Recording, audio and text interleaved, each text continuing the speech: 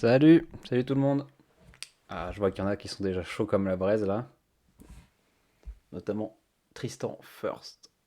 Ça sera noté, t'auras un bon point en classe. Je te donnerai un chocolat quand on retournera en classe. Euh, je sais pas, il y a combien de personnes dans le chat là. Parce que bon, il est 20h, je suis ponctuel, mais peut-être qu'on va attendre un peu que les gens qui viennent. Ah, Laurine, salut Laurine. 8. Ouh la vache. Mon dieu, quelle pression. Ah, salut Jeanne, ça va?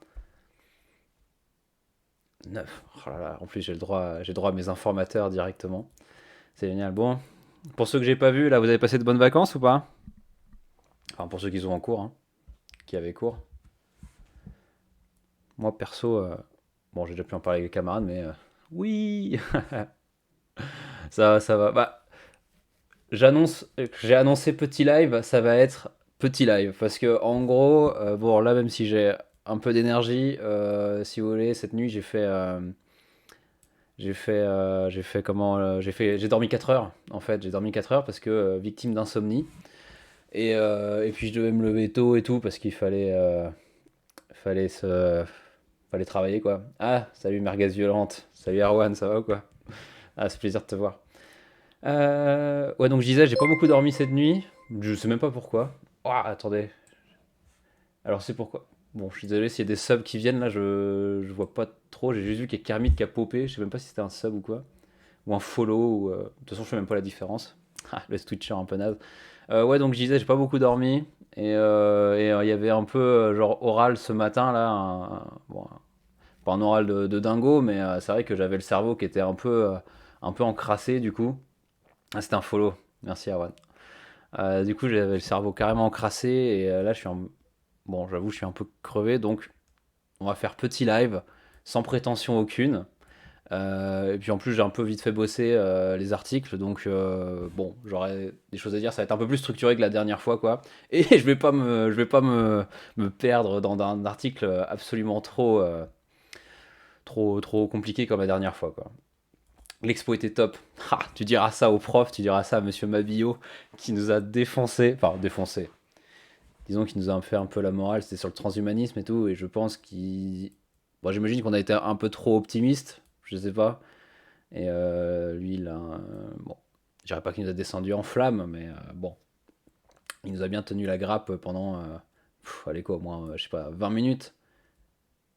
Il a dit ça, il a géré l'Expo MDR. Non, mais est-ce qu'on peut reparler du fait que Vincent nous a tenu la grappe pour nous dire à quel point on était peut-être un peu trop optimiste. Enfin bon, bref, ça c'est le passé, c'est le passé. Donc, hein, yallah, on verra plus tard. Donc, qu'est-ce que j'allais dire? Ouais, donc du coup, j'ai deux articles. Donc, comme je disais, Facebook et Digital Labor. Donc, Digital Labor, c'est un petit article. Enfin, genre vraiment, ça fait. Vous pouvez voir, ça fait genre ça. Là, c'est quatre questions posées à Antonio Casilli. Casilli, je sais pas si on dit Casilli ou Casilli. Attention à ce que je dis. Oh zut! Bonjour monsieur, mettez-moi 20 sur 20 s'il vous plaît. Euh, donc voilà, vite fait pour parler un peu de Digital Labor parce que d'abord c'est court et en plus j'avais deux trois trucs à dire. Et en plus de ça, un article sur Ouzbek et Erika, si ma connexion le veut bien, parce que dernièrement là il y a comment la lanceuse d'alerte Francis Haugens, c'est comme ça que ça se prononce, Francis Haugen, qui a été devant le Parlement européen pour parler un peu, parce que c'est elle qui est à l'origine des Facebook Files, enfin qui a fait fuiter plein de documents, etc. Et du coup, je me dis que c'était intéressant de voir ce qu'elle avait pu dire, et puis voilà. Et du coup, j'ai préparé un peu, je les ai lus un peu en avance, et j'ai fait des petites notes sur des feuilles, comme ça, au moins, pour être sûr de ne pas oublier grand-chose, etc. Et du coup, je sais pas si Lenka est là, parce que c'est elle qui a, comme elle avait bien voulu que je commence, elle voulait bien que je commence sur le digital labor, comme ça, pour aller bouffer direct après, j'imagine. Donc voilà. Chat pause due to scroll. Qu'est-ce que ça veut dire ça? Bon, eh ben, je pense qu'on va pouvoir commencer. Donc, science et vie, science et avenir, pardon. Donc, interview. Dans les usines à clics, des millions de petites mains bien humaines. Enfin, bien humaines. Putain, le mec qui commence à faire des liaisons qui n'existent pas. Bien humaines. Donc, écrit par Loïc Chauveau, le 7 novembre, 11, ouais, c'est novembre 2021 à midi. Donc, lecture 3 minutes annoncée. Je peux pas commencer parce que je suis sur le compte Twitch de mon mec, mais oui, je suis là. Ah, ok, ça marche. Ça roule. Bon, bah, voilà, je commence par ça pour toi.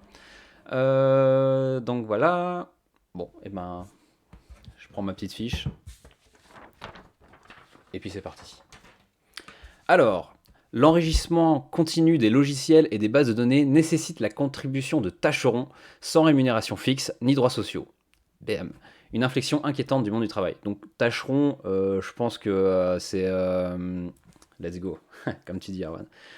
Tâcherons, je pense qu'il parle du coup des gens qui travaillent, enfin qui font toutes les petites tâches là qui sont dans les digital labor, genre les petites mains. Tâcherons, cela dit, c'est violent quand même, hein. Donc, Antonio Caselli est professeur de sociologie à Télécom Paris. Donc, première question, science à venir. Selon vous, l'intelligence artificielle ne serait rien d'autre que du bluff? Ça commence direct. J'imagine qu'il a eu des propos un peu polémiques. Alors, je ne me reconnais pas dans cette idée que l'on m'attribue parfois. Je dirais plutôt que, pour justifier des formes nouvelles de discipline du travail, les pouvoirs politiques et économiques utilisent l'intelligence artificielle de façon idéologique. Quand ils en débattent, ces acteurs se concentrent sur les pertes d'emplois qui menacent les moins qualifiés. Donc voilà, les moins qualifiés. Mais pour peu qu'on le regarde sous le capot, on s'aperçoit que les masses de données nécessaires pour entraîner les machines sont introduites dans le système par des petites mains bien humaines. Donc en fait, là, ce qu'il explique, c'est que y a tout le discours des institutions, genre bah, du coup les pouvoirs politiques et les entreprises, qui disent qui alertent sur le fait que les intelligences artificielles, la création d'intelligence artificielle pour remplacer le travail humain, bah, du coup, ça va forcément faire de la perte de travail. Euh, voilà, de la perte de travail et de la perte d'emploi. Mais ce que dit Antonio Caselli, finalement, c'est que comme quand il parle de petites mains qui sous le capot, en fait, il parle plutôt, lui va plutôt parler d'invisibilisation du travail. C'est-à-dire que il va y avoir de perte de travail, ça va plutôt être invisibilisé. Le travail va se déplacer en gros. Parce que, attendez que je continue. Voilà. En Afrique et en Asie, de véritables usines à clics voient des millions de personnes nourrir des algorithmes de reconnaissance faciale, d'identification des objets pour les voitures autonomes, d'enregistrement de voix pour les enceintes connectées. Un travail que je qualifie de digital labor. Si quelqu'un n'apprend pas à une voiture autonome à quoi ressemble un piéton, celle-ci restera aveugle. Parce que du coup, pour une intelligence artificielle va pas avoir des connaissances, va pas pouvoir travailler de base comme ça à partir de rien.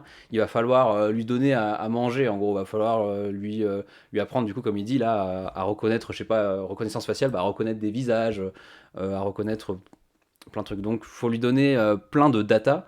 Et ces data-là, eh ben, ça va être des petites mains, comme il dit, des tâcherons qui vont le faire. Et du coup,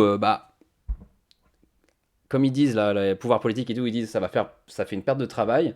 Mais finalement, Cassili dit c'est plutôt un déplacement du travail. Et en plus de ça, comme on peut voir, c'est pas rien parce qu'il parle quand même de millions d'emplois. Et en plus, dans des pays du tiers-monde. Donc voilà. Donc voilà. Oula, il se passait quoi là? Donc voilà.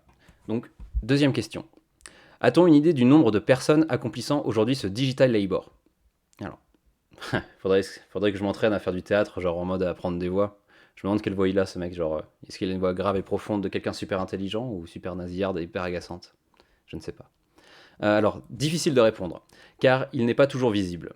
On estime que dans le monde, plusieurs dizaines de millions de personnes fabriquent des données, comme il disait précédemment. En France, notre projet Digital Platform Labor, ta voix la plus suave. Ah, tu trouves? Si tu veux, je vais te faire des ASMR, je vais te faire de l'ASMR genre privilégié rien que pour toi. Donc, en France, notre projet Digital Platform Labor, qui a cherché à quantifier ce micro-travail, est arrivé au total de 260 000 personnes inscrites à 23 Putain, je suis fatigué, j'arrive même plus à... C'est merde du numérique. J'arrive même plus à articuler. Donc, 260 000 personnes inscrites à 23 plateformes proposant du travail au clic. Et donc, je suis allé voir parce que 260 000, genre sorti hors contexte, moi ça me parlait pas trop. Enfin, je me dis, ça fait quand même pas mal de monde, mais ça me parlait pas trop. Et du coup, je suis allé voir sur l'INSEE. Genre voilà, les emplois salariés par secteur. Nanana. Et du coup, enfin, du coup, c'est du trimestre 1 de 2014 jusqu'au trimestre 2 de 2021. Et donc, si on regarde, par exemple, le secteur tertiaire marchand, alors c'était quoi ça? C'est 2020, au trimestre 3 2020, c'est 294 000 personnes. Et il y a d'autres trucs aussi. Pour la construction, c'est 21 000. Donc là, c'était juste pour mettre en perspective, pour dire que finalement, 260 000 digital laboristes, je sais pas si on peut dire ça comme ça, enfin, des gens qui font du digital labor, qui travaillent au clic, ben finalement, c'est quand même enfin, c'est pas rien, quoi, ça fait quand même énormément de personnes. Et d'ailleurs, moi, je peux dire que j'en ai fait partie. Je pourrais vous en parler plus tard, après à la fin de l'article. J'ai essayé, j'ai essayé. Bon, j'en étais où? Ce sont en majorité des femmes au foyer qui arrondissent leur fin de mois avec ce travail faiblement rémunéré, moins de 300 euros par mois. Ouais, et là, c'est ce qui était intéressant à mettre. Genre, j'avais lu d'autres trucs. Si vous voulez, pour un master à Rennes, j'avais dû faire une synthèse de texte, et en gros, enfin, pour rentrer dans un master, en gros, et c'était sur le digital labor en France. Et je suis dégoûté parce que j'arrive absolument pas à retrouver ce document. Je n'arrive absolument pas, et c'était super intéressant. Enfin, il y avait plein de données. Enfin, en plus, c'était assez simple. Ça faisait qu'une quarantaine de pages, donc c'était plutôt court. Donc, effectivement, c'est vrai que j'avais lu du coup que c'était en majorité des femmes au foyer qui arrondissent leur fin de mois, mais qu'il fallait quand même noter, c'était pas genre un peu des prolos, si je peux dire, si je puis dire. C'était des gens qui étaient quand même plutôt globalement éduqués. Genre, c'était une, genre, ouais, je dirais, je m'avancerai plus sur des chiffres, mais il y avait une grosse partie de ces gens-là qui avaient au moins minimum bac plus 2. Donc c'est quand même des gens qui avaient une certaine éducation, qui avaient quand même fait des études. Et ça se comprend parce que finalement, enfin, le digital labor, du coup, c'est avec le numérique, quoi. Enfin, c'est avec des outils numériques, etc. Et que ceux qui maîtrisent le plus ces outils-là, finalement, c'est les personnes les plus éduquées. Parce qu'en plus, c'est tout un écosystème où faut quand même assez bien maîtriser l'anglais. Puis même, il faut être assez à l'aise finalement avec les outils numériques et faire confiance, etc. Ce qui n'est pas forcément le cas des personnes les plus défavorisées, quoi. Mais du coup, il y a quand même des contrats signés avec ce genre de boulot, genre t'envoies ton CV. Non, vraiment rien du tout. Justement, ça va venir plus tard. Il y a zéro droit. Et du coup, j'avais fait. Bon, je peux en parler maintenant, du coup. Pour répondre à ta question, Erwan. Genre, t'envoies pas de CV, t'envoies pas d'entretien d'embauche, juste tu t'inscris. Juste tu t'inscris. Et en gros, c'était là-dessus, moi, que j'avais fait. Donc, c'est Yappers Club. Et en fait, c'est une sorte, je sais pas si je peux dire succursale, mais en gros, t'as le site principal qui est Full Factory et qui du coup propose à des entreprises, forcément qui ont des IA à entraîner, des machins comme ça, de les mettre en relation avec des clickers, avec des tâcherons, comme il dit Cassili. Et du coup, la plateforme, parce que ce qui est intéressant, c'est aussi que tu as toute une sorte de millefeuille de sites où en gros tu as le site principal, genre Full Factory, et quand tu veux faire les tâches, et ben c'est avec yappers.club, et du coup ça fait une sorte de distinction, et en gros au niveau du droit, ça leur permet de pas faire de. Ça leur permet de dire bah c'est pas nos employés, quoi. Voilà, c'est une sorte de montage, quoi, genre un peu des filous pour éviter de déclarer des trucs et tout ça. Et alors, et du coup, voilà, tu signes rien, juste tu t'inscris et après tu fais ce qu'on te dit, tu vois. Donc voilà. Tac tac. Ah oui, puis t'es payé une misère, hein, genre vraiment, c'est pas la panacée, hein, c'est genre quelques centimes à la tâche, hein, vraiment, et en plus c'est des trucs pas compliqués. Du coup, j'en étais où avec tout ça? Tac, pardon. Là, là, là. Donc là, premier type de travailleurs du clic, c'est ceux qui travaillent sur les plateformes, qui mettent en relation du coup les entreprises qui ont besoin de ces gens-là pour travailler et les gens qui ont besoin d'arrondir un peu les fins de mois, de faire un peu de thunes. Voilà. Et là, il va parler d'un deuxième type de personnes, et là, ça concerne vachement plus de monde. C'est-à-dire, donc voilà. Mais on peut y ajouter, au travers de clic, on peut y ajouter les 55 millions de Français qui gratuitement renseignent les GAFA. Ah tiens, il dit pas GAFAM lui. En likant, en répondant à un CAPTCHA demandant de prouver qu'on n'est pas un robot. À chaque fois, la requête de l'internaute, sa géolocalisation, la consultation d'un site, un paiement, alimente les bases de données sans lesquelles des technologies intelligentes, donc gros guillemets, hein, parce que intelligence, c'est un peu, bon, enfin c'est un algorithme, quoi, genre c'est comme une recette de cuisine, quoi. Des technologies intelligentes n'existent pas. Et oui, effectivement, pour ceux qui l'ignoraient, en gros, bah, comme le fonds de commerce des plateformes, genre des GAFAM, c'est quand même utiliser nos données pour pouvoir pour toujours mieux cibler au niveau des publicités, etc. Bah, finalement, comme on crée de la donnée, ce qui est à dire la ressource primaire la ressource primordiale pour ces plateformes, et ben on crée de la richesse, mais on crée de la richesse complètement gratuitement. On a même payé on a même payé pour. Putain, j'ai lâché un mot là, le gars. J'ai lâché une météorite. Je suis tellement à fond là. Je suis tellement bien avec vous. Donc je disais quoi? Oui, mince, je me suis perdu à divaguer là. Merde. Je disais quoi? Ouais, donc zut. La ressource primordiale, du coup, c'est voilà. Ah oui, on paye pour produire de la donnée parce que finalement, il faut qu'on s'équipe, genre faut qu'on paye la connexion, il faut qu'on paye notre ordinateur, etc. Donc voilà. Donc deux types de travailleurs du clic. Donc ceux qui travaillent sur les plateformes et bah, nous au quotidien. Puis même là, il dit 55 millions, c'est en France, mais du coup, il faut mettre ça au niveau mondial, quoi. Où c'est pour le coup, c'est plusieurs milliards de personnes qui créent de la valeur, quoi. Donc voilà. Ouais, donc c'est bon. Pardon. Donc, troisième question. Mais un jour, cet amoncellement de données finira bien par rendre ce travail. Non, c'est une question, pardon. Mais un jour, cet amoncellement de données finira bien par rendre ce travail inutile. C'est l'argument entendu dans nombre de startups. Il arrivera un moment où les algorithmes auront ingurgité suffisamment de données pour parer à toutes les éventualités. Donc là, en gros, c'est genre, on aura tellement des bases de données complètes créées que finalement, il y aura même plus besoin il y aura plus besoin du travail des travailleurs de clic pour continuer de les nourrir, quoi, pour les entraîner, etc. Et du coup, en lisant ça tout à l'heure, je me suis posé la question, du coup, est-ce que ça... Parce que j'en ai parlé du coup à l'exposé, ça va reparler au gazier qui était en cours avec moi tout à l'heure. Du coup, on avait parlé genre de singularité technologique. Et en gros, ça c'est une notion, bon, plutôt transhumanisme, mais en gros, c'est l'idée qu'il y a un moment donné où les intelligences artificielles seront tellement performantes que finalement, bah, va y avoir va y avoir une sorte de croissance technologique incroyable, genre on va pouvoir innover dans tous les sens, etc. Mais que ces intelligences artificielles, genre, ce qui les fait flipper un peu, c'est euh, finalement elles vont s'émanciper, tu vois, genre un peu dépasser l'être humain. Donc bon, je pense pas que ça soit aussi radical quand il dit ça, mais je me disais que ça pouvait, ça avait un moyen de compréhension, quoi, genre cette notion-là, cette notion de singularité technologique. Donc voilà.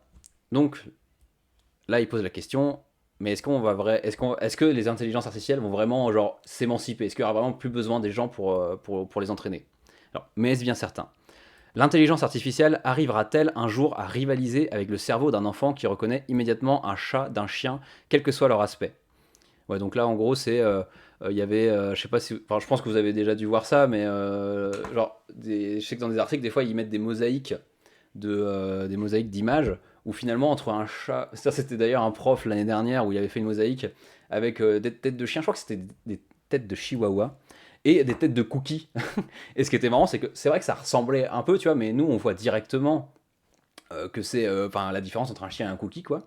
Mais pour les intelligences artificielles, bah, c'est pas aussi évident, quoi, parce que ça se ressemble énormément. Et du coup, bah, faut les entraîner à reconnaître un chien d'un cookie, quoi. Donc, je vous dis, on est encore loin de la suprématie des intelligences artificielles, hein. Donc voilà. En outre, le consommateur attend que le service qui lui est proposé soit toujours amélioré. Pour répondre à ces attentes, il est nécessaire d'enrichir en permanence les logiciels utilisés. Donc, pour améliorer, en gros, là, ce qu'il dit, c'est que comme on veut toujours des services plus performants, d'ailleurs, je sais pas ce que vous en pensez, vous, mais enfin, perso, je me dis, est-ce que j'attends vraiment des services toujours plus performants? Genre, je sais pas, tu sais, enfin, il y a des trucs, genre juste ça fonctionne et j'ai pas besoin que ça soit mieux. Alors, je sais pas si vous attendez toujours des trucs plus performants ou pas, mais perso, je me sens pas trop concerné par cette phrase. Genre, les intelligences artificielles, genre, bah, tu sais, les trucs les plus lambda, genre, je sais pas, là, allez, mince, comment ils appellent ça déjà? Tu sais, genre, la borne Alexa, là, de Google, ou Amazon, je sais plus. Genre, j'utilise pas ça, tu vois, donc, vous voyez, donc, moi, j'en ai pas besoin, quoi, genre, ce que j'utilise déjà au quotidien, ça marche déjà très bien, donc, enfin bon, bref, je divague. Donc pour répondre à ces attentes, il est nécessaire d'enrichir en permanence les logiciels utilisés. Et du coup, là, ce qu'il dit, c'est que pour s'adapter aux besoins du consommateur, bah, il y a toujours besoin de refoutre de nouvelles données dans les intelligences artificielles. Et du coup, c'est un peu une sorte de travail sans fin, quoi. C'est un travail sans fin, et du coup, est-ce que les intelligences artificielles n'auront vraiment un jour plus besoin du travail humain? Bah, pas sûr. Voilà. Et enfin, la concurrence pour vendre des objets intelligents et féroces. La course au petit plus qui permet de faire la différence oblige à relancer continuellement l'apprentissage des machines. Et donc là, ça continue à ce qu'il disait auparavant, quoi. C'est vraiment un travail sans fin, tu vois. Genre, c'est le tonneau des Danaïdes pour ceux qui ont la ref, là. Genre le tonneau qui fait que de se remplir, etc. Voilà. Moi, je sais pas, d'un côté, le fait de ne plus innover, de rester sur les mêmes bases, c'est le risque d'être dépassé par d'autres par la suite. Ouais, ouais, c'est vrai, mais tu sais, genre dépasser, genre on entend quoi par dépasser? Tu vois, par exemple, bah, non, en vrai, ouais, j'allais dire parler moi, j'utilise beaucoup de sites de journaux, mais c'est vrai que, enfin, pour le coup, ils ont pas besoin de. Enfin, je vois pas se faire dépasser, genre arrêt sur image, un truc que je vais voir souvent. Bah, genre, t'entends quoi par se faire dépasser, quoi? Genre, est-ce qu'ils vont avoir des trucs plus pertinents ou je sais pas quoi? Mais c'est vrai qu'il y a un. Après, ça se fait petit à petit, donc je pense que c'est pour ça qu'on voit pas l'intérêt. Genre qu'on n'ait plus les objets ou. Attends, je reprends depuis le début. Nanana, bah, je sais pas, d'un côté, le fait de ne plus innover et de rester sur les mêmes bases, ça risque d'être dépassé par d'autres par la suite. Après, ça fait petit à petit, donc je pense que c'est pour ça qu'on voit pas l'intérêt. Genre qu'on ait plus les objets ou autres les plus performants. Ouais, c'est vrai. Eh, si ça se trouve, Facebook, un jour, ils vont se faire complètement dépasser, hein. Ouais. Ouais, c'est vrai que il y a une sorte de dynamique à toujours faire plus, faire mieux. Mais c'est vrai que quand t'es. Bah, c'est vrai que là, on parle d'intelligence artificielle, donc comme elles sont encore hyper défaillantes, c'est vrai que finalement, il y a un peu toujours cette course à améliorer bah, le service proposé, quoi. Ouais. Ah oui, j'avais vu un truc très intéressant aussi, là, ça vient juste de me revenir. Dans l'étude que j'avais regardée, genre l'exemple du Japon avant, c'était les Kings en robot, ils sont restés tout le temps restés sur la même chose, et maintenant c'est Boston Dynamics. Ah ok, bah tu m'apprends un truc. Tu m'apprends un truc, je savais pas. Donc maintenant c'est ricain, quoi. Encore eux, l'impérialisme. Ah. Ouais. Donc je disais, ouais, ça me faisait penser là dans l'étude que j'avais lue là pour le master. Ils annonçaient, enfin, genre, j'avais halluciné de cette statistique. Genre, ils disaient en Europe, il y avait genre 30% des entreprises qui proposaient des solutions, genre, aux entreprises, genre, pour comment on dit, rationaliser, pour automatiser des traitements d'informations, etc., genre de secrétariat, plein de trucs comme ça. Il y avait 30% de ces entreprises en Europe où c'était du vent total, c'est-à-dire que genre ils récupéraient les données et en fait ils donnaient à des travailleurs du clic pour eux organiser le secrétariat, les machins, les bidules. Donc c'était juste pour. Enfin voilà, moi cette stat ça m'a halluciné, c'est genre 30%, c'est pas rien quand même. Et du coup ça montre assez bien que finalement les intelligences artificielles sont encore plutôt défaillantes. Du coup, toujours quête de progrès, toujours pour proposer un service plus adapté aux consommateurs. Donc voilà. Et enfin, là, on va parler, justement, pour revenir un peu sur les trucs de contrat et tout, quel est l'encadrement juridique de ces travailleurs? Dans cette nouvelle économie, c'est le point le plus inquiétant. Oh, attention. La relation salariale est mise entre parenthèses. C'est un travail à la tâche. Les nouveaux tâcherons ne bénéficient pas d'une rémunération fixe, ni de droits sociaux, ni d'une représentation auprès des donneurs d'ordre. Et ouais, et ça j'avais déjà j'ai pu le tester et en plus j'ai pu le lire dans cette fameuse étude. C'est un peu pratique, genre ouais j'ai lu une étude et tout et du coup je peux dire les conneries. Mais je vais essayer de la retrouver parce que vraiment elle était super. Je pense que je vais envoyer un mail à la fac de Rennes 2 s'ils me répondent un jour, je sais pas. Enfin bon, bref. Merde, j'allais dire quoi? Ouais, genre travail à la tâche et nouveaux tâcherons de. Ouais, rémunération fixe, je vous jure, les rémunérations, c'est genre, je sais pas, pour 10 minutes de trucs, t'en as pour, je sais pas, 10 centimes. Enfin, c'est remplir des trucs à la con. Genre des documents, genre, j'avais fait pas mal de trucs, c'était des documents, des contrats, des, des fois c'était des vieux contrats, des fois des contrats un peu plus récents. Et en fait, je devais aller trouver genre le nom de personnes, genre des personnes qui avaient mis du capital social et je devais aller chercher diverses informations dans le contrat.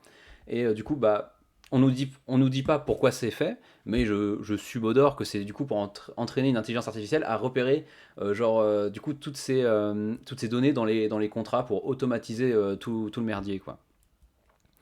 Donc voilà, ni de droits sociaux, bah si vous voulez, il y a pas de il y a, y a pas il y a pas de mince, comment on appelle ça déjà? Genre la CGT, c'est quoi déjà? Un syndicat. Il n'y a pas de syndicat, il n'y a pas un endroit parce que c'est du télétravail. Genre il n'y a pas une entreprise à un endroit où tu sais tu vas pointer tous les jours pour aller faire ton taf.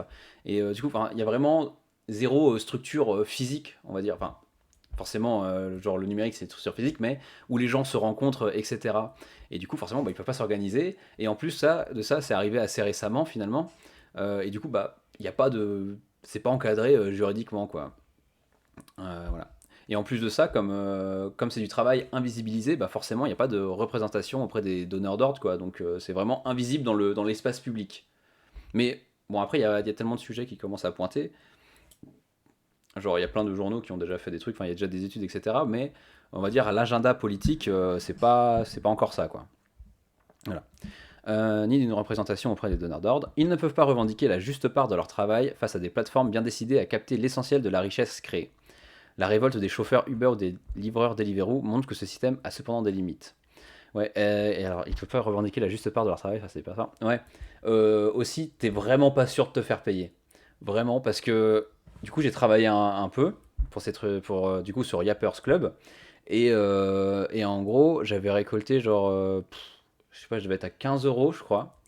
Et j'ai jamais pu récupérer ma thune. J'ai jamais pu récupérer ma thune parce que ils voulaient pas enregistrer mon IBAN. Genre, ça me mettait une erreur et tout ça.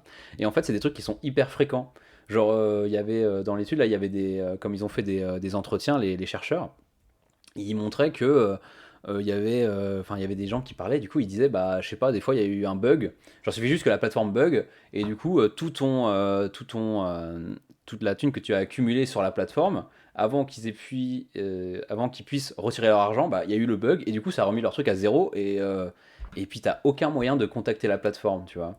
Il y a aucun moyen de venir réclamer ton argent. Donc les rats. Ah non, mais c'est fou. Mais en vrai, allez essayer pour voir. Genre, c'est vous mettez Yappers Club, enfin, vous en avez d'autres, c'est qui se trouvent assez facilement. Et vraiment, allez essayer juste pour voir ce que c'est. Et vous allez voir à quel point c'est des rats. Et en plus de ça, t'as pas le droit de retirer ton argent en dessous d'un certain seuil. Et du coup, il y a tout un truc qui se fait, tu sais, genre, tu vois, par exemple, voilà, problème au niveau des rats. J'ai bossé pour 15 euros. J'ai jamais eu 15 euros. Et eux, ils ont fait de la plus-value là-dessus. Parce que je sais même pas combien ils vendent leur service, hein. Je sais même pas combien ils vendent leur service. Et puis aussi, il y a plein de gens, tu vois, genre, tu vends bien le truc. Ah bah, mec, c'est du capitalisme. Genre, c'est du méchant capitalisme. Ah non, enfin, c'est un truc à aller tester en vrai, hein. C'est juste pour voir ce que c'est. Moi, je disais quoi aussi?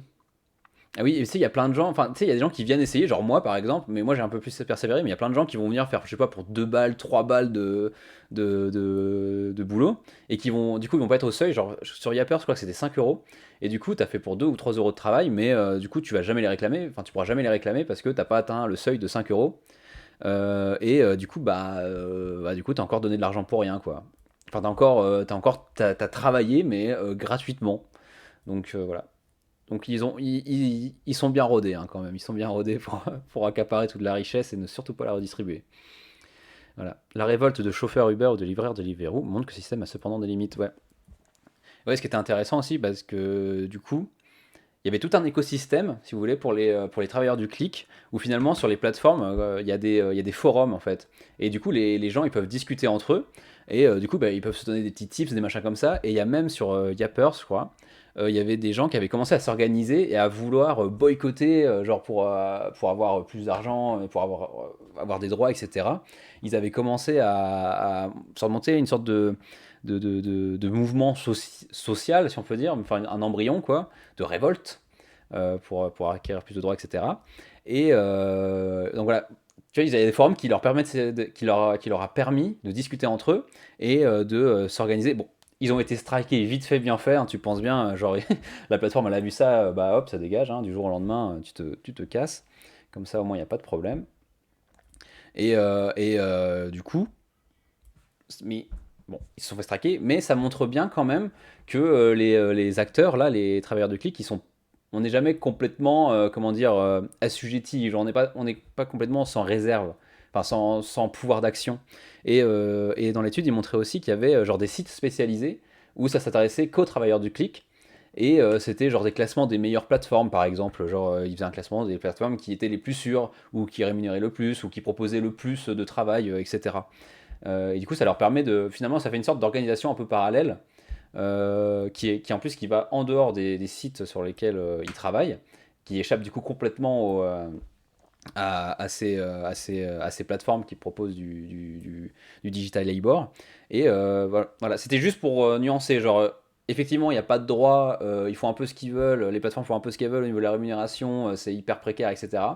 Mais d'un autre côté, tu as quand même les travailleurs qui ont un certain pouvoir. Alors, bon, dans les faits, on le constate, mais dans les faits, ils se font quand même bien baiser la gueule, hein, faut pas se mentir. Et en plus, c'est des sommes dérisoires, hein, genre, bon, 300 balles, c'est pas rien, mais je vous dis, hein, vraiment pour atteindre 300 balles, faut y aller, hein, parce que moi, fut un temps, j'y allais quasiment tous les jours, de l'esclavage moderne. Oui, bah carrément. Galaxy d'Oscar, excuse-moi, mon cher, ma chère ou mon cher Laxi, mince, j'arrive même pas à le lire, Lax Disorder. Pardon. Je, je vois pas qui t'es, j'imagine qu'on se connaît peut-être, donc je veux bien que tu me dises. Bienvenue dans le chat d'ailleurs. Euh, oui, de l'esclavage moderne. Et moi, j'avais fait vite fait le parallèle, parce que tu sais, dans une synthèse, faut toujours apporter une sorte de petit contrepoint, genre remettre en perspective les arguments avancés, etc. Et j'avais soulevé le fait que, genre, on était en mode un peu, c'est du nouveau travail, genre, c'est hyper nouveau, une nouvelle forme d'esclavagisme, etc.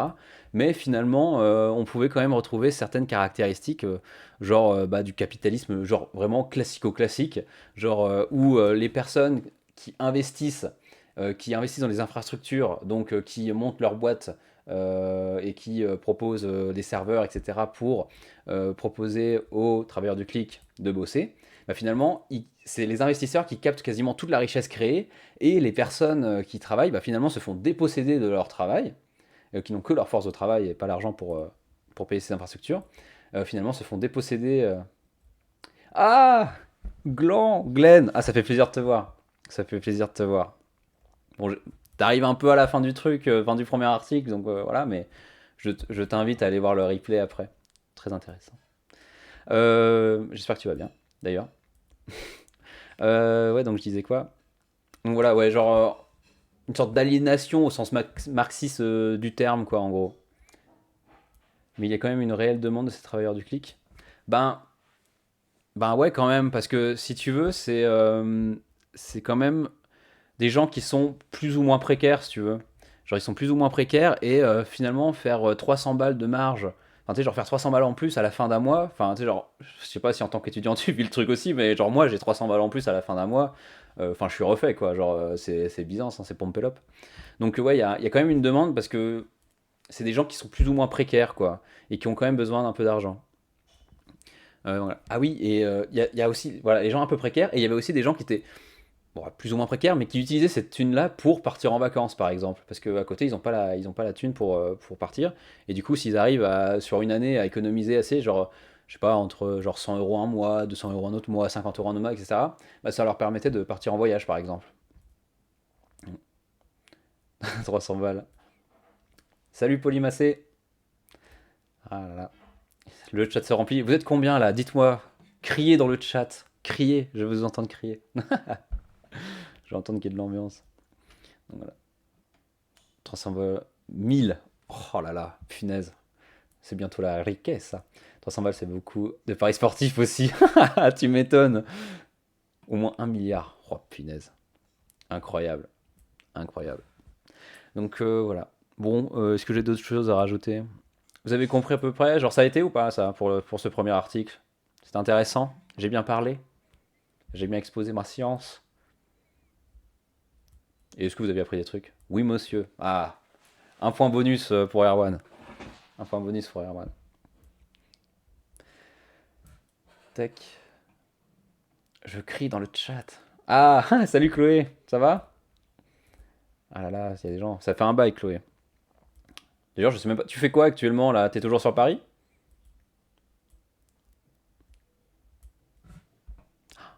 Putain, c'est là où je suis un mauvais animateur parce que je pose une question, en fait, j'attends la réponse et du coup, je parle pas. Euh, voilà.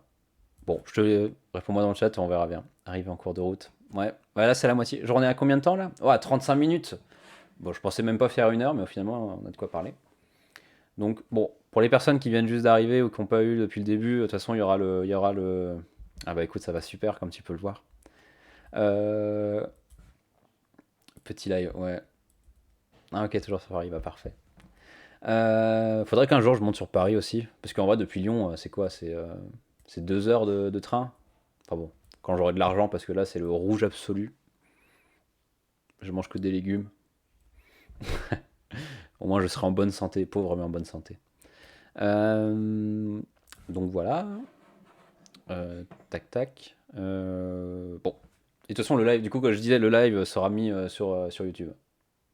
Et des pastas. Ah bah oui, carrément des pastas.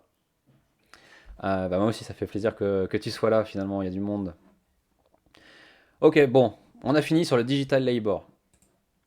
Et donc maintenant, hop. Ah oui, et je vous mettrai aussi, vous irez voir sur le YouTube si vous voulez, où je mettrai les différents trucs dont j'ai parlé, genre Full Factory, tout ça, et puis les différentes ressources que j'ai pu utiliser. Donc voilà, donc maintenant on va parler de Facebook. Alors je vous avoue, j'avais sélectionné d'autres trucs. Il y avait un article que j'avais trop envie de faire. Je vais vous montrer vite fait. J'avais déjà partagé sur mes réseaux là. Attends, c'est sur The Conversation. Et genre c'était sur le pouvoir de la typographie. Hop, on va aller retrouver ça. Sur le pouvoir de la typographie, genre ça a l'air hyper intéressant. Sauf que j'ai pas eu le temps de bosser le truc. Et c'est vrai que quand on prend des notes finalement, ça devient plus intéressant quoi. Ah bah oui, il faut venir sur Lyon. Attends, c'est génial Lyon. C'est trop beau. Typographie. Putain, je devais être vénère, je l'ai marqué en majuscule. Et enfin bon, bref. Voilà, que fait la police? Le pouvoir d'influence insoupçonné de la typographie. Et en vrai, c'est très intéressant, mais j'ai pas eu le temps de bosser le truc. Et genre, quand ça commence à te lâcher du Gilles Deleuze et des concepts, genre comme des mots d'ordre, il y avait quoi d'autre aussi? Enfin, du coup, faut parler de tout, genre des dents creuses, enfin, voilà, de performativité du langage, enfin, ce genre de trucs, tu vois. Enfin, vous voyez. Du coup, je pense que je le ferai, mais d'abord, je vais bien taffer le truc parce que là, genre, il était 19h30, j'étais encore à la moitié du truc, j'étais putain de merde. Impossible, j'allais jamais pouvoir finir et du coup, je serais passé pour un con à pas comprendre ce que je lis. Hop, attendez, j'ai un message. Bup, bup. Antoine Guézon veut vous envoyer un message. Ah, Antoine, si tu es là, bonjour. Hop, attendez. Ah, écoute, ça fait plaisir que tu trouves ça sympa. Mais je t'en prie, tu n'as qu'à venir. Là, on va recommencer, un nouvel article. Bon, pas celui-là parce que du coup, très compliqué, mais je pense que ça, c'est dans les cartons, je vais le faire. Parce qu'en plus, c'est un peu intemporel. Donc bon, voilà. Alors, tac, bon, je change de feuille. Hop, et on va être. J'ai pas bu d'eau depuis tout à l'heure, je commence à me dessécher.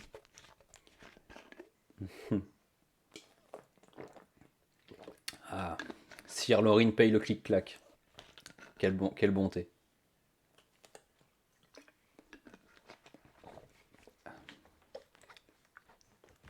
Je sais pas si c'est hyper désagréable, mais bruit de déglutition. Genre, ça fait un peu ASMR, tout ça, pour les névrosés. Alors, Facebook Files. Ce qu'il faut. Ah oui, non, pardon, c'est qui l'a écrit? Alors, du coup, Ouzbek Erika, je vous conseille, hein, le site, il est vraiment génial. Il n'y a pas que du truc sur le numérique, c'est aussi pas mal, genre sur l'écologie et tout ça. On n'a rien entendu, t'inquiète. Ah, nickel. Donc voilà, il y a plein de. Ça parle d'écologie, de machin, tout ça. Vive la SMR, effectivement. Donc c'est écrit par Pablo Maillet. Voilà, et ça date du 9 novembre 2021, donc c'est bon. Bah, ça date d'hier, donc c'est tout récent. Alors, Francis Hogan, excusez-moi si j'écorche son nom, la lanceuse d'alerte américaine à l'origine des Facebook Files a été auditionnée devant le Parlement européen lundi 8 novembre. Elle a réitéré ses mises en garde contre la manipulation des élections, la désinformation et les nuisances pour la santé mentale des adolescents, tout en saluant le potentiel énorme du projet européen de régulation des géants du numérique. Donc ça a parlé de tout le problème avec Facebook. Là, dernièrement, Facebook dans la sauce. Hein, dernièrement, là, je sais pas si c'est, enfin, je sais pas si vous suivez vraiment les trucs, mais moi j'ai vraiment, comme je vais régulièrement sur les sites d'information, vraiment, genre c'est, genre tous les, comme j'y vais, allez quoi, tous les 2 3 jours, vraiment à chaque fois sur tous les sites, il y avait toujours un nouveau truc avec Facebook, quoi. Et genre ça va faire, je sais pas, ça va faire 4 semaines où ça arrête pas, ou avec entre les différentes fuites, et du coup, ils refont, les journalistes refont un peu tout le déroulé, genre des trucs qui datent de, genre, par exemple de l'ingérence russe, etc. Enfin, ils remettent un peu une pièce dans la machine en mode sur les différents scandales qu'il y avait déjà eu avant avec Cambridge Analytica. Il y avait quoi d'autre. Voilà. En plus, les Facebook Files, on savait pas qui c'était. Ensuite, ça a été Frances Haugen. Du coup, on a su qui c'était. Du coup, ça remet encore une pièce dans la machine où on remet, genre, on remue un peu encore toute la merde. Et ensuite, c'était quoi le dernier truc? Voilà, Facebook qui décide de. Ah oui, il y avait quoi? Il y avait. Ah oui, le gros blackout. Le gros blackout. Ah oui, enfin, Facebook, c'est Meta. Pardon. Effectivement, je vois que nous avons un expert. Ouais, donc Meta. Ah, putain, ça fait chelou en vrai. J'ai continué sur Facebook, tu m'en voudras pas. Du coup, je disais quoi? Ah oui, le gros blackout de tous ces services là, WhatsApp, Instagram et tout, qui a complètement. En plus, je crois que c'était genre vraiment soit le lendemain, soit là, le surlendemain, où il y avait tous les leaks là qui avaient fuité. C'est le Meta, le nouveau nom? Ouais. Ah, bah alors intéressant là. Écoute, pour t'expliquer rapidement, en gros, Meta pour Metaverse. Et en fait, c'est parce qu'ils ont annoncé qu'ils. Je sais pas si tu as vu ou pas le projet de Metaverse de Facebook. Et en gros, c'est l'idée de.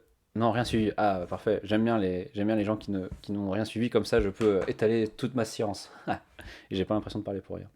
En gros, Metaverse, c'est l'idée de créer une sorte d'internet où tu vas pouvoir te déplacer comme dans une sorte de jeu vidéo. Je sais pas si tu as vu Ready Player One, par exemple, genre quand ils mettent leur casque là et tout ça et qu'ils vont dans cet univers parallèle là numérique, ça c'est un métaverse. Et du coup, Facebook il a un peu envie de faire la même chose, c'est qu'au lieu d'être sur le média social où finalement c'est très 2D quoi, genre avec les posts, voilà, tu scrolles et tout ça. Là vraiment, tu as une sorte d'avatar comme une sorte de jeu et tu vas aller, je sais pas, moi, t'informer, tu vas aller parler à tes amis, tout ça. Ça, Black Mirror. Ah bah oui, forcément, ça c'est forcément on a comparé ça à Black Mirror, évidemment, évidemment. Donc voilà. Et puis ouais, donc je dis ça. Bon, voilà pourquoi méta. Voilà. Et puis aussi le fait que, bah, on verra ça dans l'article. Je le dis pas maintenant, mais on verra ça par la suite. J'articule bien ou pas? Parce que des fois j'ai l'impression de parler super vite et de pas articuler bien. Bon, bref, c'est y part. Donc, oui, donc j'en étais resté sur le fait que finalement, on remettait toujours une sorte de pièce dans la machine hyper régulièrement, là, pendant au moins 4 semaines. Et du coup, forcément, ça a remis toute la merde. Donc, quand ils ont changé de nom, forcément, bah, il y a des gens qui ont vu ça comme une sorte de, genre, un peu noyer le poisson, quoi. Genre pour qu'on regarde autre part que dans les problèmes qui ont été, enfin, pour qu'on regarde autre part que dans les Facebook Files. Euh, mais bon, moi, j'y crois pas trop que ça soit dû à ça parce que je pense que c'est de la. Oh là là, vous vous régalez.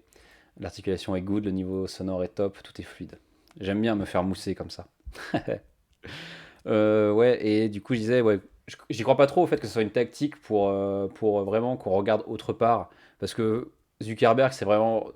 J'avais lu, ah bah attendez, un super bouquin. Attends, je parle, et finalement, on n'avance pas, mais. Oh, j'en ai fait quoi? Aïe. Je sais pas si vous pouvez bien voir. En gros, c'est dans la tête de Mark Zuckerberg, de Julien Lebot, ou Lebeau, je sais pas comment ça se prononce. Et en gros, c'est une enquête journalistique et ça fait un peu tout l'historique de toute l'histoire de Facebook et de Mark Zuckerberg et genre ça recontextualise, genre c'était qui, etc. Et en gros, ce qu'il dit, c'est que Zuckerberg, c'est vraiment pas le gars à faire du truc à court terme, quoi. Vraiment, il a une vision de son business sur, je sais pas, sur 10, 15 ans, enfin, voilà. Donc, j'ai du mal à croire qu'il ait fait ça du jour au lendemain, qu'il se soit transformé en méta, genre du jour au lendemain, juste pour qu'on nous regarde ailleurs. Sachant qu'en plus, j'avais vu vite fait un article passé, c'est que depuis 2014, c'est que Mark Zuckerberg, il aurait ce projet-là dans les cartons depuis 2014, au moment où il a racheté Oculus Rift. Ou en tout cas, soit il a créé, soit il a racheté, je sais plus, mais je pense qu'il a racheté. Où il avait racheté Oculus Rift, là, le casque VR, et apparemment il avait ça dans les cartons depuis ce moment-là. C'est juste, je pense, une question de timing. Salut Xenostar18. Ah, ça me fait marrer les surnoms parce que ça peut être n'importe qui, ça peut être quelqu'un que je connais ou quelqu'un que je connais pas. Si on se connaît, bah fais-le moi savoir, ça serait sympa. Et si on se connaît pas, bah bienvenue, bienvenue. Et les autres, faites-lui un bel accueil. Vous serez gentil. Ok, bon, bah, on se lance. J'arrête de diverger et on avance. Alors, c'est peu de dire que son témoignage était particulièrement attendu. Quelques semaines après avoir alerté le Congrès américain, la lanceuse d'alerte Frances Haugen a été auditionnée par le Parlement européen ce lundi 8 novembre. Motif officiel de son intervention, évoquer avec les députés du vieux continent l'impact négatif des produits des grandes entreprises technologiques sur les utilisateurs. Ouais, donc quel impact a... Ah, on parle de la vache. You, elle est là, toujours là, ça m'aide à mieux réfléchir. Mais du coup, du coup, il y a pas mal de monde à avoir vu ma vache avec Maracas, donc bon. Mais en tout cas, on se connaît, bah, très content qu'il soit là. Alors, l'impact négatif des produits des grandes entreprises technologiques sur les utilisateurs. Voilà. Cette ex-chef de produit au sein du géant californien est particulièrement bien placée pour le savoir, puisque c'est elle qui a récemment fait fuiter ce qu'il convient désormais d'appeler les Facebook Files. Je crache le Maël. Ah, salut Maël. Salut Maël, comment ça va depuis hier? Bah, super que tu sois là, super. Donc, j'enchaîne. Soit des milliers d'études internes prouvant que le géant californien était parfaitement conscient depuis plusieurs années de ses effets dévastateurs sur la démocratie, le savoir scientifique ou encore la santé mentale des plus jeunes. Donc là, quand il parle, les effets dévastateurs sur démocratie et savoir scientifique, comme j'ai pu lire avant, là je pense qu'il fait référence au fait que il y avait ça avait fuité ça. C'était quoi? Alors attendez, je l'ai noté. Nanana.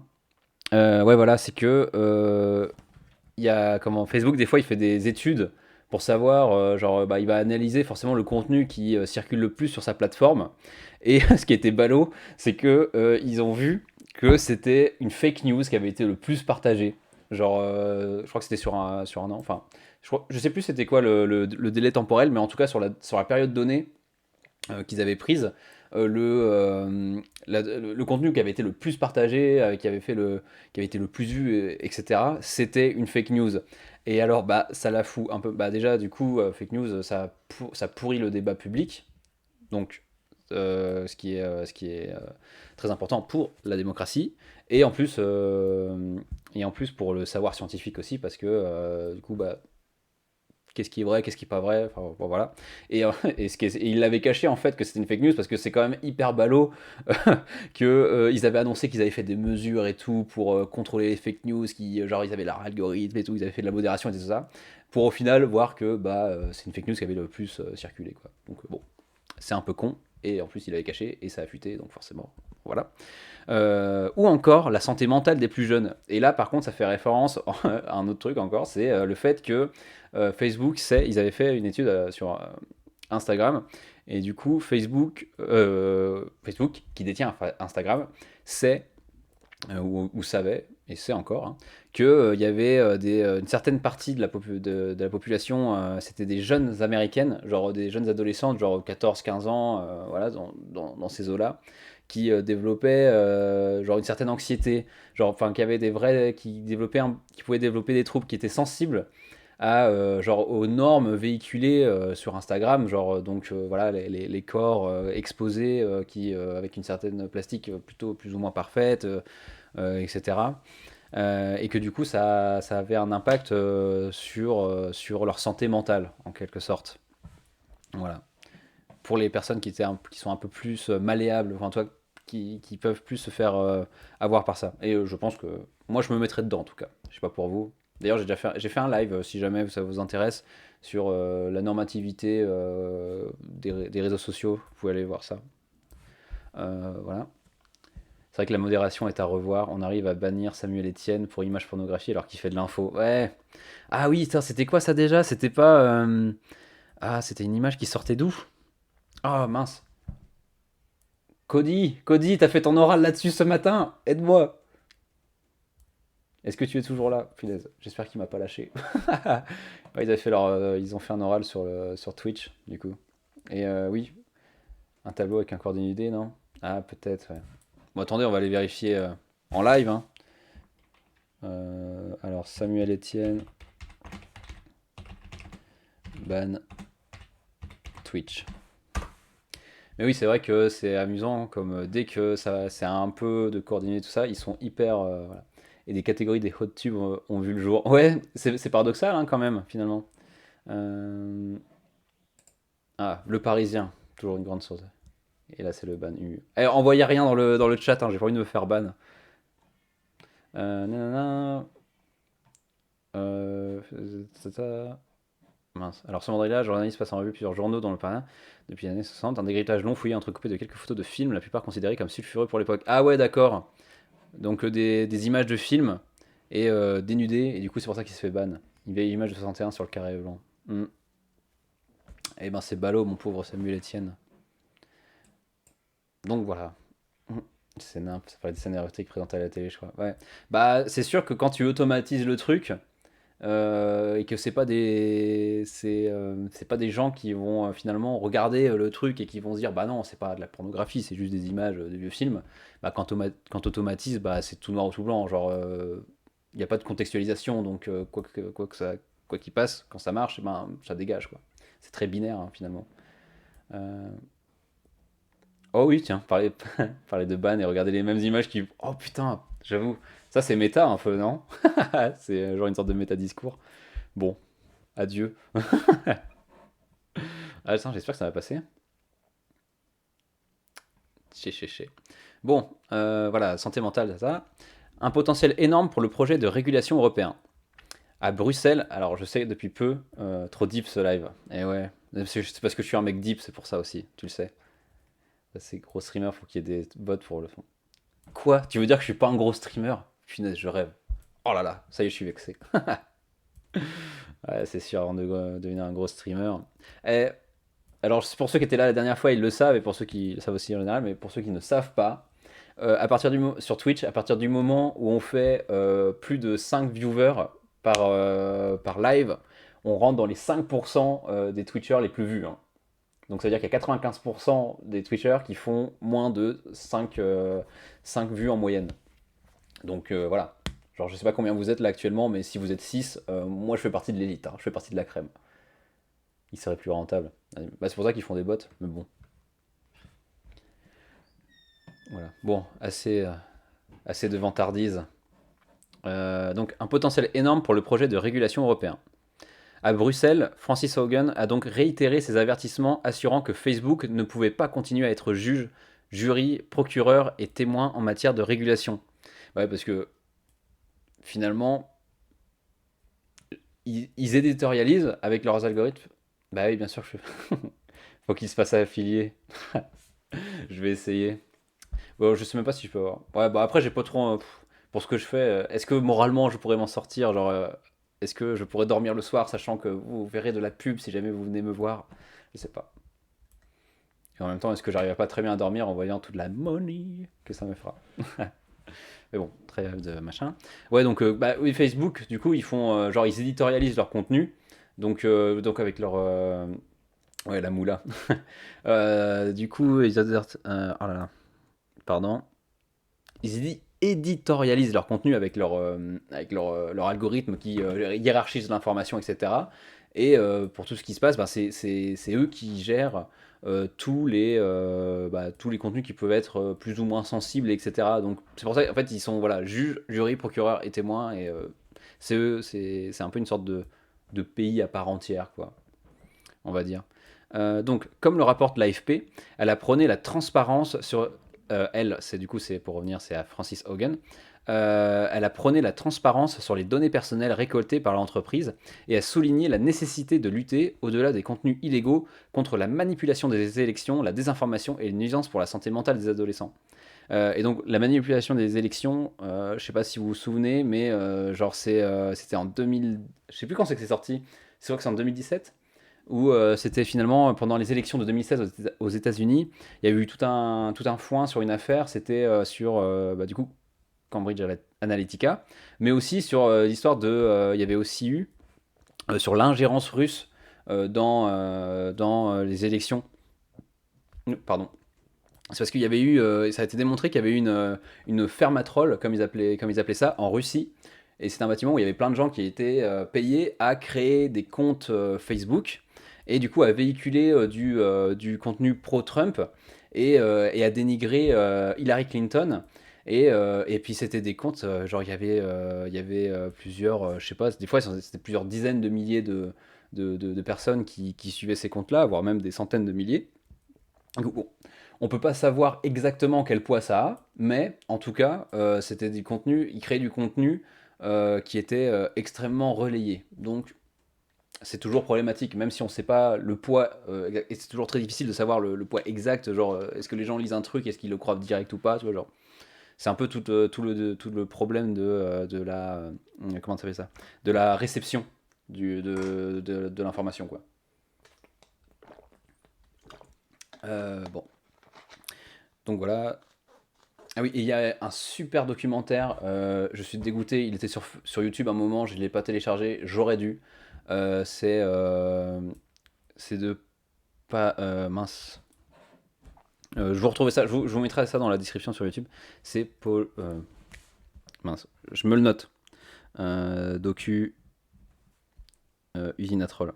Je crois que c'est vraiment comme ça que ça s'appelait, genre Usine à Troll, et c'est de Pablo Serra, mince. Enfin, c'est un gars, et en gros, il a fait toute une enquête là-dessus, où il a montré, il a essayé de démontrer un peu les liens entre le Kremlin et cette usine à troll, quoi. Alors, Xenostar qui nous dit, mais ça revient à l'immédiateté du journalisme avec Twitter, s'il veut un exemple parlant. Euh, Attends, Attends, et tu peux préciser un peu là, parce que là je suis perdu. Parce que je t'ai vu peut-être un peu tard, je sais plus ce que je disais auparavant. Mais ça revient à l'immédiateté du journaliste avec Twitter si on veut un exemple parlant. En gros. Je suis désolé, j'arrive pas à recontextualiser le truc. Désolé, Xenostar. Excuse-moi. Oh, tu pourras me flageller. Bon, allez, on continue. Donc, santé mentale des adolescents. Un peu plus tôt dans la journée, elle avait rencontré le commissaire européen au marché intérieur, Thierry Breton, à l'origine avec Margrethe Vestager, je ne sais pas si ça se prononce comme ça, mais pardon, Vestager, des deux grands projets de régulation de l'Union européenne en matière de numérique. Alors, les fake news, ça s'alimente par le fait que n'importe qui peut donner son actu sur le monde via Twitter, et ça peut très vite partir en sucette. Ouais, oui, bah voilà, très bien dit. C'est n'importe qui peut donner son actu sur le monde via Twitter. Bah après, tu vois, genre comme je disais, au niveau de la réception, tu vois, genre genre, c'est pas parce que quelqu'un va lire ta fake news que forcément il va le croire, tu vois. Va falloir que tu aies une sorte d'autorité. C'est-à-dire qu'il va te trouver légitime à parler de ça, tu vois, il va te croire, genre tu vas avoir la légitimité, genre un peu un truc de leader d'opinion, quoi. Genre, ça peut faire partie de ta famille, tu vois. Genre, c'est déjà, genre, par exemple, moi je sais que mes darons, quand ils disent des trucs sur des sujets, bien sûr, bah je vais t'apporter, je vais les croire, quoi. Et ça c'est tout le monde, hein, comme ça. Genre par exemple, Monsieur Hershey qui me raconte des choses, je vais être là, je vais boire ses paroles, bien évidemment. Et je vais ne pas, et du coup il pourrait dire la pire fake news, moi je serais là, ah ouais carrément.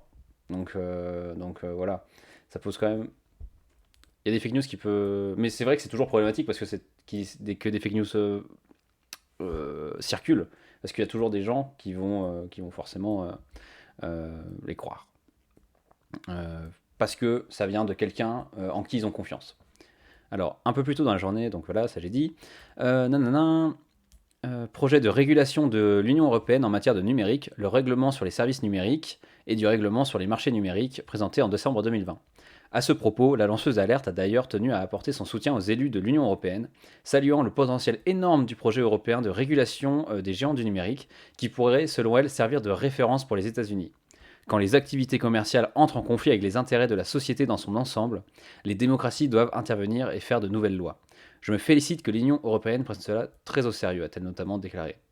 Bon, bah, c'est vrai que ça commence à monter, ça, hein, ce désir de contrôler, finalement, d'imposer des règles et des lois aux GAFAM, et puis notamment aux plateformes aux plateformes, enfin aux médias sociaux, quoi.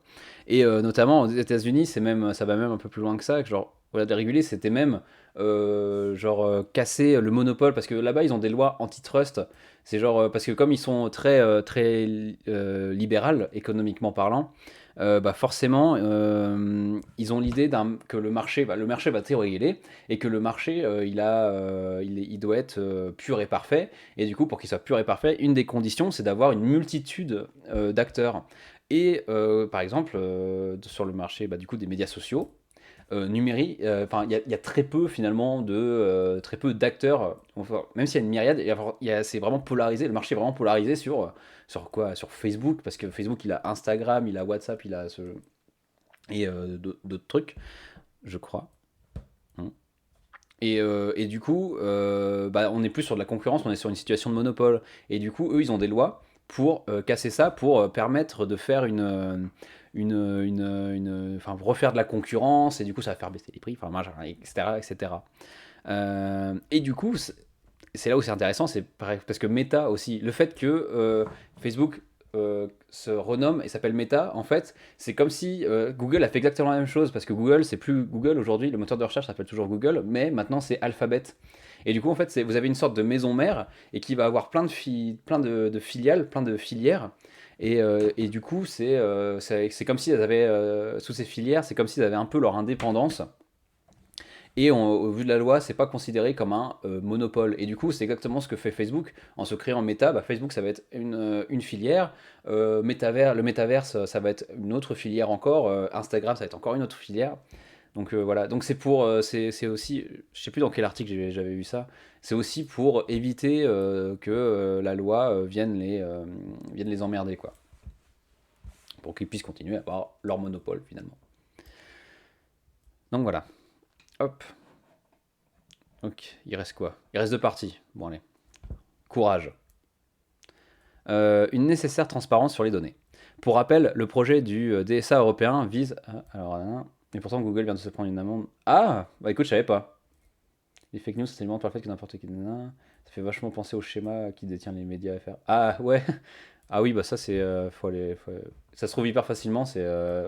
Et encore, je trouve qu'il y a quand même pas mal. Il y a encore pas mal d'acteurs, hein, comparé aux plateformes numériques, hein. Enfin, comparé aux médias sociaux. Alors Xenostar, mais pourtant Google, ça se prend une amende. Eh ben, je savais pas. Par rapport au monopole.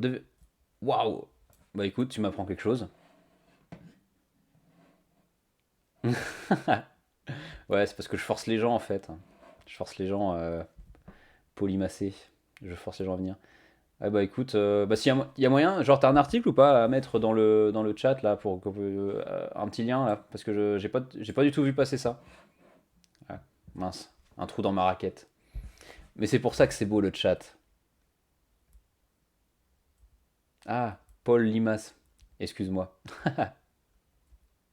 Excuse-moi de mal prononcer. J'ai l'impression d'être un professeur là qui était au début, il fait l'appel, il court toujours dans les prénoms, dans les noms de famille. Euh, donc voilà. Ouais, donc s'il y a moyen de choper un truc. Et oui, toute la beauté du chat, finalement, c'est que il y a un peu une sorte d'intelligence collective qui se met en place, n'est-ce pas? Ah, super. Bah écoute, je vais prendre ça. Ah, mince, comment on fait? Hop. Bon, je le lirai pour moi. Mais merci en tout cas. Super sympa. Donc voilà. Pour rappel, le projet du DSA européen vise, entre autres, à introduire des mesures de transparence pour les plateformes en ligne, notamment sur le plan Ok, là il y a une grosse coquille. Notamment sur le plan des algorithmes utilisés pour les recommandations. À donner accès aux chercheurs aux données clés des plus grandes plateformes afin de comprendre comment les risques en ligne évoluent. Ouais, ça va pas en s'améliorant, parce que j'ai vu, il y a quoi de ça? Il y a un mois de ça, ou un peu plus. Il y a pardon, excusez-moi. Il y a Facebook qui a coupé l'accès à des bases de données à des chercheurs en fait, parce que comme ça au moins ils sont sûrs de qu'on vienne pas les emmerder sur leur algorithme. Bon. Et au final ça marche même pas hein, parce que finalement ça fuite toujours, hein. Mais voilà, en tout cas ils ont coupé l'accès à la recherche quoi. Donc déjà, je pense que les chercheurs, ils n'avaient pas accès à énormément de choses, mais en plus là, c'était vraiment capoute. Et en plus, c'était des projets qui étaient déjà en cours. Et les projets de recherche, ça, c'est des investissements, hein, c'est des institutions qui payent les chercheurs, qui donnent des budgets. Et des fois, ça peut être conséquent, hein, ça peut se compter en centaines de milliers d'euros un projet de recherche, hein. Donc tout ça est tombé à l'eau. Donc voilà. Ou encore à faire en sorte que les internautes aient la possibilité de contester les décisions de modération prises par les plateformes. Le Parlement européen et les États membres examinent en ce moment les propositions de la Commission conformément à la procédure législative ordinaire. Une fois adoptées, les nouvelles règles sont directement applicables dans l'ensemble de l'Union européenne. Donc voilà les intérêts. Pourquoi est-ce que c'est bien d'aller voir un peu ce qu'il y a dans la machine, hein. C'est pour reprendre un peu de pouvoir, quoi, hein, pour voir un peu comment ça se passe sous le capot, comme il disait tout à l'heure dans l'article. Alors, dans le détail, Francis Haugen a enjoint les élus à demander dans le DSA des chiffres par pays ou par langue, connus par Facebook, citant le nombre de contenus retirés, le délai de retrait, mais aussi le nombre d'employés chargés de la modération ou de suivi des élections. Elle a plaidé pour qu'il n'y ait aucune exemption, mettant notamment en garde contre le fameux secret des affaires, souvent invoqué par les GAFA pour éviter de fournir certaines informations à la justice.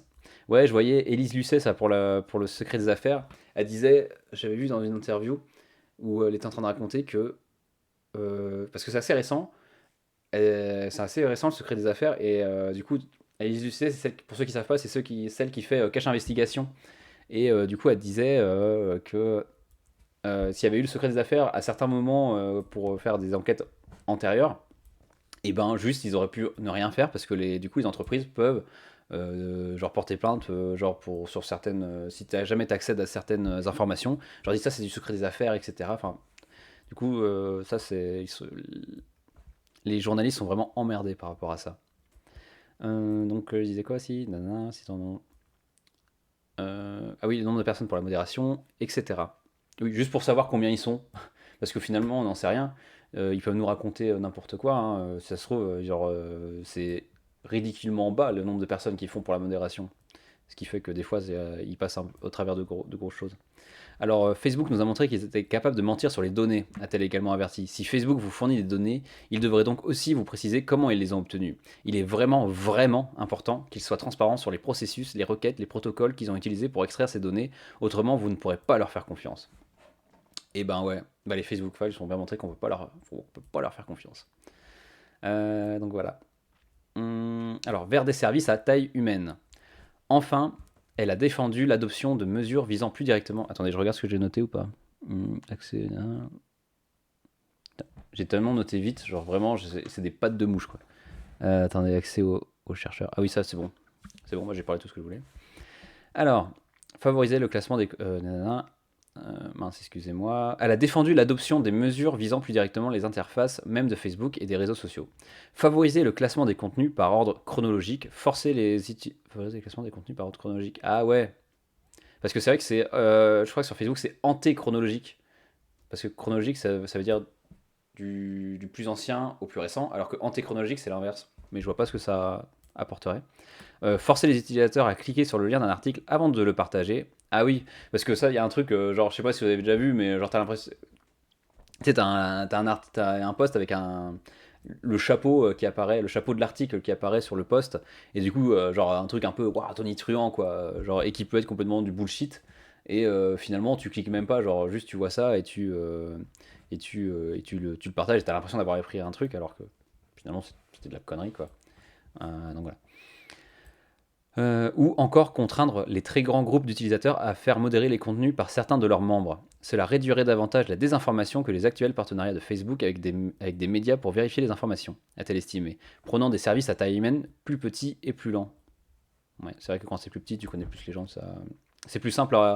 C'est sûr que c'est des organisations humaines finalement, et c'est sûr que quand c'est dans une organisation plus petite, c'est plus facile de réguler, c'est plus facile comment on peut dire ça, bah, contrôler, c'est un peu péjoratif, mais une sorte d'autorégulation, quoi. Genre les gens se connaissent plus ou moins, enfin voilà, quoi. C'est plus facile, quoi. Parce que, comme vous pouvez voir, Facebook galère à maîtriser plusieurs milliards d'utilisateurs, hein. C'est la merde, hein. Donc, je suis extrêmement vulgaire des fois. Je m'en excuse. Si ça se trouve, je vais me faire ban pour ça. Euh, En marge de son intervention sur la régulation, l'informaticienne américaine a également été questionnée par les députés européens sur le projet de métaverse de Facebook. Pour rappel, Mark Zuckerberg a annoncé il y a quelques jours un nouveau nom pour son entreprise, Meta, ainsi que son ambition de bâtir dans les prochaines années une sorte d'Internet incarné, où chacun pourrait avoir son propre avatar et se téléporter instantanément. Sans surprise, Francis Haugen s'est déclaré extrêmement inquiète à ce sujet, craignant que plus personne ne puisse échapper à l'emprise de Facebook dans un futur proche. Ouais, et ça, j'avais lu ça dans le livre de Vincent Mabillot. Excusez-moi, monsieur Mabillot.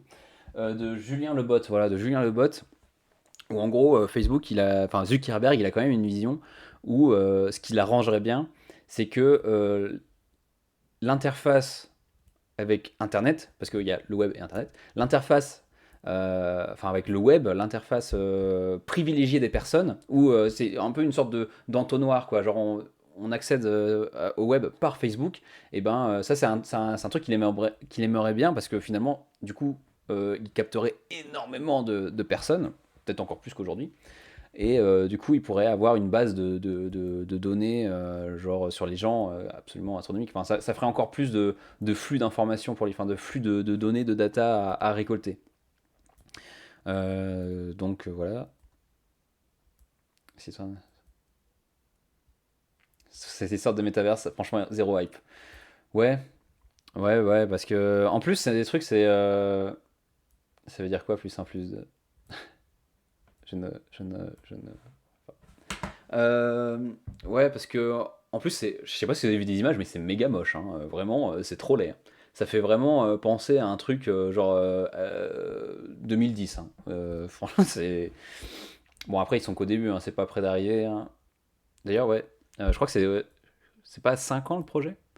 Bon, en tout cas, Facebook a annoncé qu'il comptait sur les 5 ans, 5 prochaines années embaucher 10 000 personnes pour créer le métaverse, hein. 10 000, c'est pas mal, hein.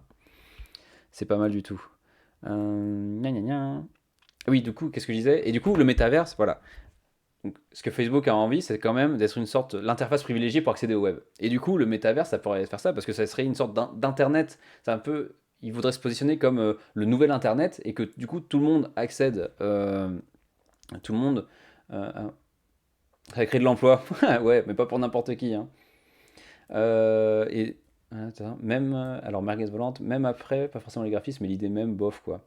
Ouais, bah ça a pas forcément. C'est vrai qu'il y avait déjà eu des projets, hein. Il y avait eu Second Life, je crois, si je dis pas de bêtises, et ça avait pas vraiment pris quoi. Mais bon, j'ai des masses d'offres. Ouais, c'est vrai. Bon, on verra comment ça évolue. On n'est pas près de le voir. Je pense qu'on sera trentenaire d'ici là, hein, les gazilles. Euh, et ça va faire mal. On sera déjà des boomers, hein. On sera déjà des boomers à faire des clips sur TikTok et voilà. Pour ceux qui ont les refs, je sais pas si vous avez vu passer ça, genre McFly et Carlito dans la sauce. Voilà. Donc, du coup, ce métaverse permettrait d'être genre l'interface incontournable, un peu comme Google aujourd'hui pour accéder à des recherches, quoi, pour accéder à de l'information. Genre, ça serait un peu, ouais, c'est ça, ça serait un peu le nouveau Google si on veut. Ouais, j'ai vu passer ça. Bon, après, c'était sur high-tech, je crois. Enfin, c'est les trucs sponsorisés qu'on m'envoie sur Facebook. Ah, si ça se trouve. Non, j'ai été lire l'article. J'ai passé pas. Je pense pas que ce soit de la fake news, mais apparemment, ça a pas mal. Ça a fait un peu jaser, quoi. Parce qu'ils ont sorti un album, en fait, de ce que j'ai cru voir. Attends. J'arrive à parler de McFly et Carlito, quoi. Qu'est-ce que c'est que ce délire? Ouais, je sais bien, mais bon, tu sais, je crois qu'ils m'ont bien cerné, donc c'est le genre de truc qu'ils m'envoient, quoi. Euh, Donc voilà, nanana. Donc bon, voilà, métaverse égale nouvelle interface genre de prédilection pour accéder au web et du coup forcément ils auraient une sorte de monopole. Bon. Nanana, extrêmement inquiète à ce sujet, craignant que plus personne ne puisse échapper à l'emprise de Facebook. Nanana. C'est ce qu'elle a appelé ironiquement le métaproblème de Facebook. Alors que tout devrait inciter l'entreprise à freiner ses ambitions, elle continue selon elle obstinément d'aller de l'avant en donnant l'impression d'ignorer les critiques qui lui sont adressées. Nul doute que le sujet sera à nouveau abordé lors de l'audition d'Hogan devant l'Assemblée nationale française ce mercredi 10 novembre. Ah, c'était aujourd'hui, bah, je savais même pas. Et ben voilà. Fin de l'article. Ah oui, juste pour finir, ouais, genre, fait que Facebook ne freine pas, genre, qu'il va toujours plus de l'avant. Ça, c'est en gros dans le livre de Le Bot, c'est ce qu'il décrit, c'est que, genre, Mark Zuckerberg, pour le dire vulgairement, il en a un peu rien à foutre. Genre vraiment, il a sa vision de l'humanité, genre qu'il faut connecter les gens, etc. Il a sa vision de ce qu'est son entreprise, et genre il y va, tu vois. Et genre vraiment, tous les problèmes qu'il y a à côté, bah c'est pas grave, on va régler ça par de la technique, on va régler ça plus tard, mais le but c'est d'atteindre le but c'est d'atteindre l'objectif. Vous pouvez mettre ça dans vos copies si jamais vous avez incité quelqu'un. Clément Baudon, le but c'est l'objectif. Le but c'est d'atteindre l'objectif. Bref. Et du coup, il va vraiment de l'avant. Et par exemple, dans les autres scandales qu'il y a eu autour de Facebook, vraiment, à chaque fois, il va devant l'Assemblée nationale américaine, là, devant le Sénat, répondre aux questions, genre des gens qui sont très méchants, là, genre les sénateurs qui posent des questions très méchantes, etc. Mais à chaque fois, il a l'air décomposé, quoi. Genre, bon, c'est vrai qu'il a une sacrée tête, Zuckerberg. Et à chaque fois, genre, oui, on va régler le problème, on va régler le problème, et puis, mais on continue d'avancer, quoi. Toujours, on propose des trucs, et sans vraiment régler les problèmes derrière. Donc, il a sa vision, j'aimerais bien savoir c'est laquelle. Car c'est un reptilien, exactement. Non, mais je vous jure, allez voir des photos de Zuckerberg, allez voir son profil Facebook, je vous assure.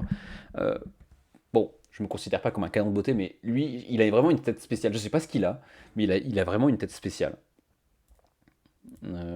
Vraiment, sans vouloir être méchant.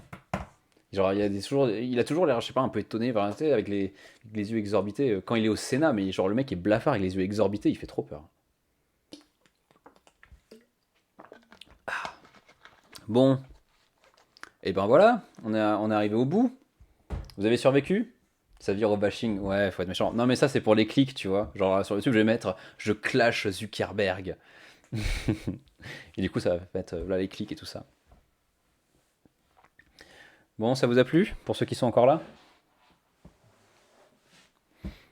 C'est à vous de parler maintenant, je me tais. Avec emoji, oui. Et genre en majuscule et avec des smileys et tout ça. Ah, c'était cool pour une première pour moi ici. Eh ben écoute, je suis content que ça vous ait plu. Mais là en même temps, c'était plus qualitatif parce que j'avais bossé les articles avant. Genre avant, je lisais un peu vite fait, je me disais ouais, bah, c'est bon, je vois à peu près de quoi je veux parler. Et en fait, je réagissais direct et je faisais des recherches en direct et du coup, tu perds du temps. Alors que là, j'ai d'abord commencé par lire, genre les différents points où je me disais que je pouvais digresser un peu ou un peu plus expliquer ou machin. Genre je les ai notés et comme ça, au moins, c'est carré et on continue quoi. C'est vrai, c'est mieux. Merci. Merci. Bah, en même temps, ça serait con de pas s'améliorer, hein. Je veux dire, je crois que ça va être mon huitième live là. Mon huitième. Donc, et au moins, je digresse, mais au moins je dis pas. Normalement, je dis pas de la merde. Et surtout, fact-checker ce que je dis, hein. C'est important parce que je peux dire des bêtises, hein, bien sûr. Je sais que je suis exceptionnel, mais je peux dire des bêtises. Je suis desséché, et en plus, j'ai mis mon chauffage à 21 degrés. Je suis en train de mourir de chaud et je sens vraiment pas bon. Voilà, parce que je suis un humain et pas un reptilien. Qu'est-ce que je peux dire d'autre? Bah déjà, merci à vous d'avoir été là, c'est vraiment super chouette. Ça m'a fait super plaisir. Sachez que pour le dernier live, on retiendra que le but c'est l'objectif. Exactement. Ah là là. Genre, j'aurais mon nom à côté de Confucius ou ce genre de choses. Tu vois, genre les gars qui lâchaient des grosses punchlines. Je peux aller débattre avec Zemmour maintenant. Euh, Ouais, qu'est-ce que je disais? Bah, sachez que sur le dernier live, à quand le prochain live? Bah, déjà, faut que j'ai le temps, faut que je trouve des articles et que j'ai le temps de les bosser. Et peut-être ce week-end, semaine prochaine, c'est sûr. Donc, je vous tiendrai au courant. Donc, mince, qu'est-ce que j'étais en train de dire? Rappelez-moi. Est-ce que vous avez un quiz? Ah, bah, il faut que j'ai le temps de le bosser, quoi. Mais genre, tu voudrais un quiz sur quoi, Cody? Genre, parce que en vrai, j'avais déjà commencé à réfléchir un peu, mais genre, je sais pas, genre sur l'histoire de Facebook peut-être, ou sur. J'en sais rien quoi. Genre en vrai, c'est vrai que c'est. Ah, c'est un follow ça. Qui c'est qui me follow? Putain, mince. Ah, je peux pas dire qui me follow, je peux pas remercier les gens en direct. Zut, je sais pas. Excuse-moi de pas savoir, de pas avoir pu lire ton nom, mais je te remercie beaucoup. À quand des guests? Eh ben, écoute, on verra. Avec des participants. Le quiz? Ouais, bah, le truc le plus simple, ça serait de faire Kahoot. Je sais pas si les gens, si vous connaissez. Je sais pas si tu connais, Erwan. Sur le métaverse. Ouais. Ah, ça veut dire qu'il va falloir que j'aille lire des trucs. Mon Dieu. La kiffance. Connais pas.